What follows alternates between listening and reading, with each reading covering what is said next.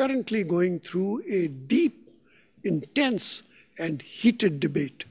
An internal debate. It has no external dimension. It's an internal debate, basically between two types of people in Pakistan. Those who have beards and those who do not have beards. That is the debate in Pakistan. Those who have beards are people who look backwards and want to go into fundamentals of Islam into 1400 years ago. Those who are clean-shaven are those who want to build forwards and who want to live in the 21st century and who believe in a dynamic, forward-looking Islam, not a backward-looking Islam. And if you go to Pakistan, you will find that the vast majority, the vast, overwhelming majority are clean-shaven. Now, that is a visual reminder to people that this is a country which is not a fundamentalist country. It's not an extremist country. It's a country which is basically moderate, forward-looking, and therefore one with whom we here in the United States can happily have an alliance, because even though the word secularism has little or no meaning in Islam, this is basically a bunch of majority, overwhelming people who are secular and forward-looking and not hidebound by the past. And I can, of course, happily go deeper into this as we go down. A bit now about Pakistan's relationships. Pakistan has a number of neighbors, and we need to recognize those neighbors. Its biggest neighbor is India. And the problem that Pakistan has with India is that India is big. Pakistan is big, but India is much, much bigger. It's 12 times bigger than Pakistan. And India, as you know, has 6 neighbors: Pakistan, Nepal, Bhutan, Afghanistan, Bangladesh, Sri Lanka, Maldives. All the 6 neighbors of India are scared of India, only because India is so big. And so we have a problem, because it's not easy to live with a big neighbor. And for those of you who are Americans and do not understand this, go and ask the Canadians, and they will tell you what it means to live under the shadow of a big neighbor. But with India, we also have a second problem, and that is the Kashmir dispute, which is a territory with a large population, which is contested. Most people believe that Kashmir is a dispute between India and Pakistan. That is not true. There are 18 resolutions of the Security Council on Kashmir. All 18 resolutions have been accepted by Pakistan. All 18 resolutions have been rejected by India. And therefore, Kashmir is not a dispute between Pakistan and India. Kashmir is a dispute between India and the world community, because the Security Council represents the world community, and therefore take it as such. But relations are questionable between India and Pakistan. On the other side, we have a country called Iran.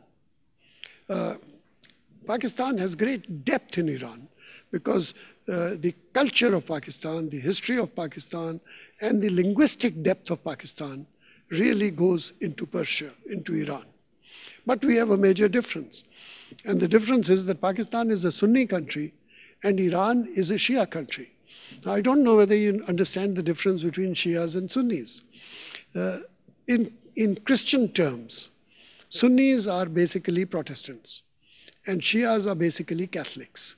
In other words, Sunnis believe that everybody, every individual has a hotline with God, and you can talk straight to God on your hotline, and you don't need any human intercession. Shias believe that you need a pope in the middle who will interpret God for you.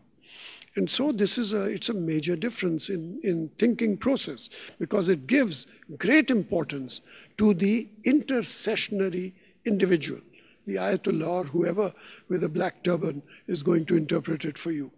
And so there is a difference. Pakistan has a minority of about 17% Shias who are well adjusted in Pakistan, but a relationship with Iran requires us to find a via media in the difference which is being created between Shias and Sunnis, particularly as a result of events in Iraq and possible events in Iran itself. In the northwest, we have Afghanistan, and I've already told you with Afghanistan we have also a common history, a common language, common family ties, and a border which is very mountainous and which Pakistan thinks is delineated, but which Afghanistan does not agree is delineated. Pakistan says we have a border. Iran says, no, we are common families, there's no border. We'll come and eat up part of you. And so there is some sort of a problem between Afghanistan and Pakistan, and yet Afghanistan, as you know, in its history, has always been a sort of a buffer state between Greater India and Greater Russia. And it was maintained as a buffer state. And those who have tried to interfere in Afghanistan have suffered. The British went there, and they sent in an army, and the Afghans destroyed the entire army, 100%, left only one person alive, and asked him to go back to Delhi to tell everybody how the British had suffered. The Soviets came in. The Soviets killed 1.5 million Afghans, devastated 7 million Afghans, half of the country, which had to become displaced persons and either seek refuge in Pakistan or in Iran. Half the population of Afghanistan was kicked out. And yet, the remaining half of the Afghans, through a very brave fight, and through the support of Pakistan and the United States, and I would advise you to see Charlie Wilson's War, which will tell you some of the stories of Afghanistan, of how that war ultimately was won against a superpower called the Soviet Union, which was then brought down to the level of an ordinary country as a result of the Afghan war. So the Soviets suffered like the British. And there is a lesson there for those who want to intervene in Afghanistan now, whether it is the US or whether it is NATO or whether it is anybody else who wants to side with them. Watch out for the Afghans. They're not easy to deal with if you interfere inside their country. But we know the Afghans, and that is why we want them as a friendly country on our northwestern border. Beyond Afghanistan, in the northeast, most people don't know it, but we have a common border with China. China is a neighboring country. Now, China is a country that I happen to know reasonably well because I was Director China in the Pakistan Foreign Office. And at the time when we took Mr. Kissinger and Mr. Nixon across, I was personally involved in both those visits as Director China. With China, we have had an extraordinary relationship. Consider the fact that China is a communist country and Pakistan is a right-wing feudal country. And so we have two dynamically opposite philosophies of political philosophies.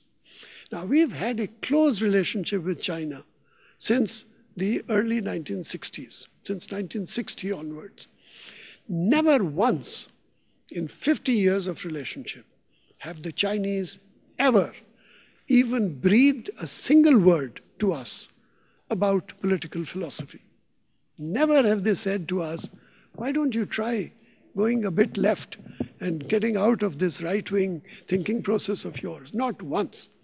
And I think it goes to the credit of China that for its strength and for its enormous size difference with Pakistan, not once have they tried to influence Pakistan in its political philosophy. And I leave it to you to digest that and to think about the implications of what I have said. So a word now about the recent elections in Pakistan. These elections were highly significant. And they were significant basically, and I'm sorry to put it so crudely, and please do not accuse me of being heartless, they were the result of the assassination of Benazir Bhutto. Had it not been for the assassination of Benazir Bhutto, we would never have got as free and fair elections as we got last month. And so, credit to Benazir Bhutto, who turned out to be much greater in her death than even in her life, and for giving Pakistanis the opportunity to have